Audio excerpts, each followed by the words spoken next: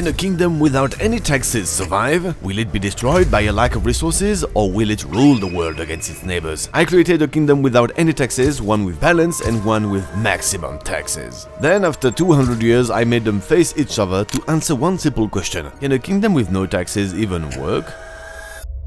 Year 1, I created a kingdom and I placed 2 walls this time, and I placed a group of humans, 3 to be precise. And you may wonder, how am I going to change the taxes? Well, it's quite simple, I have a mod, ruler box. With this I can create a kingdom with minimum taxes, another one with normal taxes, and the last one with maximum economic laws. But what does it change exactly? Well, it's quite simple, you'll see.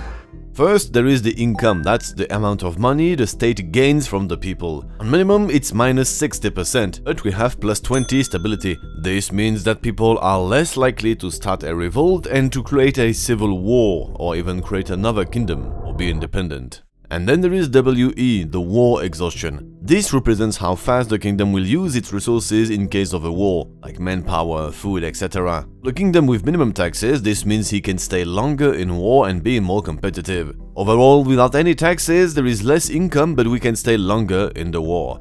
For the kingdom with normal taxes, well, everything is balanced. But for the kingdom with maximum taxes, there is also a high instability and the cost of war is enormous. We will see how much it will affect the kingdoms. What we can see early on is that the mid taxes and high taxes, they build normal houses. But when you look at low taxes, they have a lot of upgraded houses and even a farm. And well, this is because the leaders of both mid and high taxes, Ina and Sanila, they are stupid. Like, I had no hand in this, it was all random. On the opposite, Donobo is kinda smart, and even though she has a stupid name. But what difference does it make? Well, a stupid leader will make stupid decisions, like constructing buildings at random without upgrading them and without building key buildings like the farm or the town center. And of course, it's the opposite on the low tax. They have upgraded houses, even a town center and a mine. Everything looks good. What's more, you can see on the mid and high tax that they have a higher maintenance keep on infrastructure, both 26 and 24. But we have yet to see if this will play a role in the development of the kingdoms, so wait and see for now.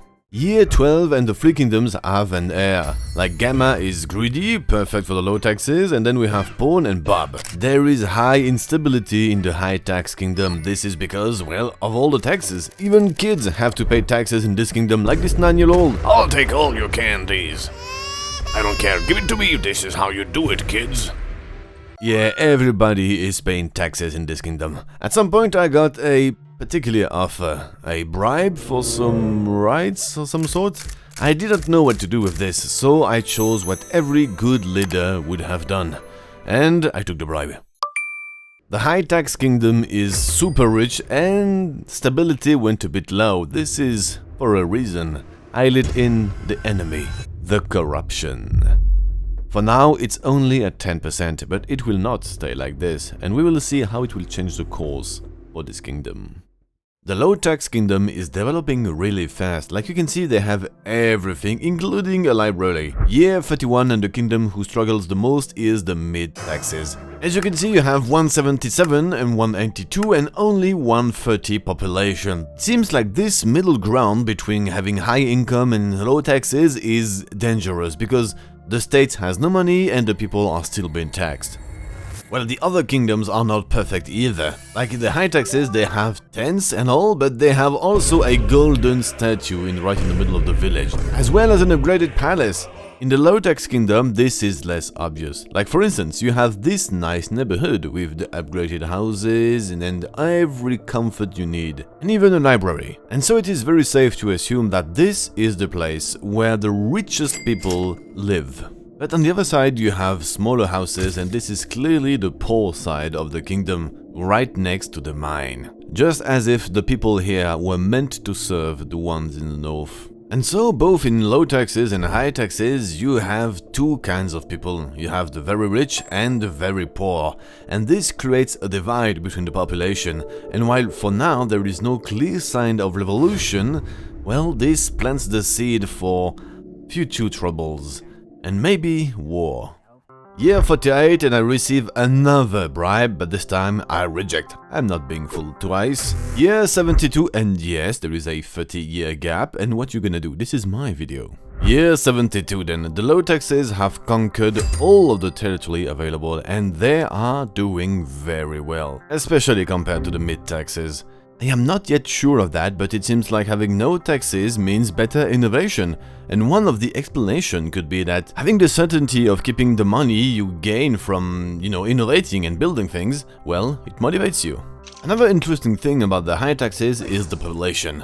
Remember, before the mid-taxes were far behind both low and high taxes, and now things have turned. Low taxes are still way up ahead, but there is a lesser gap between mid and high taxes. Barely a 20 population difference between the two of them. And this is because of corruption. You see, in the high taxes kingdom, well, there is a lot of corruption. And this is in part because I accepted the first bribe, I rejected the second one, and it would seem like some people accepted some other bribe. Sit now at 17% of corruption, but this is not the worst. This is important. 8.8 people per year leave the kingdom. And this number increases with time. This means that in only 20 years, 240 people left the kingdom, and this is a high toll on the population. A few years later, and all three kingdoms have conquered all their territory. The mid-taxes caught up to the low taxes in terms of population, and everything seems right, at least for now. There is still 92 years before I declare the war. What could happen that could change the odds? And all of a sudden, a red veil falls upon the kingdoms. This is a well-known phenomenon. This is the Age of Chaos. And already things aren't looking good for the high taxes. They have a meteorite that falls down, and you can see some folks starting to cry about the taxes, and others associate it with death. But they don't want to be seen thinking about revolution and high taxes. But then again, more and more people criticize the system. Population is clearly angry with it, and this is because of one main problem. 30% and more than 15 people per year are leaving, and this is a dire situation. Well, the other kingdoms are corrupted too, but with less income there is less instability, so things are better. And what's more, the Age of Chaos is a particularly dangerous one, and that is because of these red crowds with this red rain that cause rage. And rage is, well, it reads as follows: adds a chance to unleash their inner demons. And don't forget, the villagers of this kingdom, they want revolution. They don't want tax anymore. They are not happy, as you can see here. They are the saddest. Okay, hating the king is cool, but a tornado that swoops everything, it's better. Like, look at this guy, they are being flown everywhere, even on the wall. This guy right here fell from hundreds of feet and only took 5 HP. Not bad. Even the leaders of the high tax are sad. Like, look at this guy, he lost so many child and even paid taxes multiple times a day, so he is very sad. And on the low tax, it's not better. Like, there is 471 homeless person. It's nearly half of the entire population, and I don't even know how they managed to do so with so many houses. So, to summarize, on the high tax people, there is a lot of money being taken by the government who invest slowly into infrastructure, but there is a lot of corruption and people are not happy. There is a high instability and it is the Age of Chaos. On the other hand, there is the low taxes with a very few minority with good houses and every luxury there is, and a lot, nearly half of the kingdom is homeless, so there is a high disparity of riches. And so, why keep going? Why keep this up when there is no hope and when all the money is funneled to only a select few? With all that, the reign of rage keeps pouring on them and turns some into madness. But I think there is more to it, because only one person was struck by this, and he was right here, into the money pile. So is he really mad? Or was he only just trying to get some money to feed his family because he was fed up of a system who doesn't recognize him no more? We will never know. But one thing is sure. In the year 134, on the Kingdom de Low Tax, there is a revolution. And the answer is both immediate and brutal. The rebels aren't strong enough to match the official army and are being wiped out. But there is a lot of death and only 700 low-tax people remains after that. At least, for now, tensions have gone low. And then you have the mid-taxes. And they don't have any major problem.